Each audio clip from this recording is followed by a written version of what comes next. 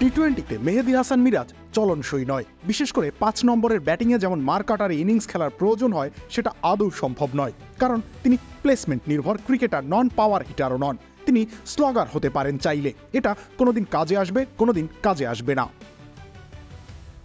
তিনি ধীরে সুস্থে ইনিংস বিল্ড আপ করতে পারবেন, কিন্তু টি-20 মিডল অর্ডারে তার কোনো প্রয়োজনীয়তা নেই।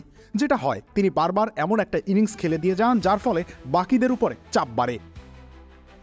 ডাম্বুলায় যেমন 2 বলে 1 রান করে একটা চিকি শট খেলতে গিয়ে ফিরে গেলেন সাজঘরে। এরকম ইনিংস পরের ব্যাটারদের উপরে অহেতুক চাপ সৃষ্টি করে। অন্যদিকে শামীম হোসেন পাটোয়ারি টি-20-র জন্য আদর্শ ব্যাটার, তিনি আরেকটু বেশি প্লেইং টাইম ডিজার্ভ করেন।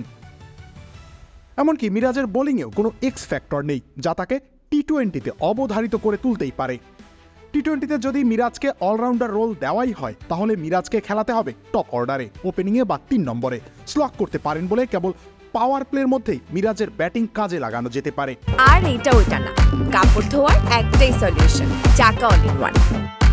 কিন্তু তানজিদ হাসান, তামিম, পারভেজ হোসেন, ইমন কিংবা লিটন দাস থাকতে সেটা সম্ভব নয়। তাহলে সমাধান কি? সমাধান হলো মিরাজকে টি-20 দল থেকে বাদ দিতে হবে। মিরাজ নিজেও কিছুদিন আগে বলেছেন দেশের হয়ে টি-20 ক্রিকেট তিনি খেলতে চান না।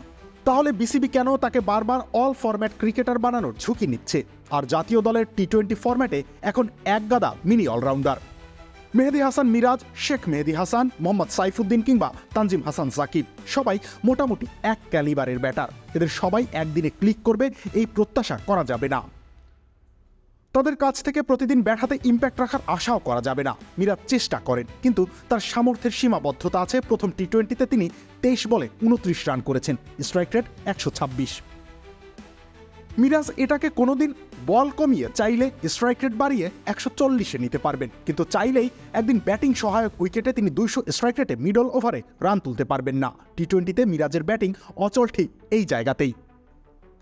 মিরাজ ডাম্বুলাতে মাত্র 2 বল খেলার সুযোগ পেয়েছেন। কার্যত তিনি আউট হওয়াতে বাংলাদেশের উপকারী হয়েছে। তিনি যত বেশি সময় উইকেটে থাকবেন, টি-20তে বাংলাদেশের সম্ভাবনা ততই কমবে।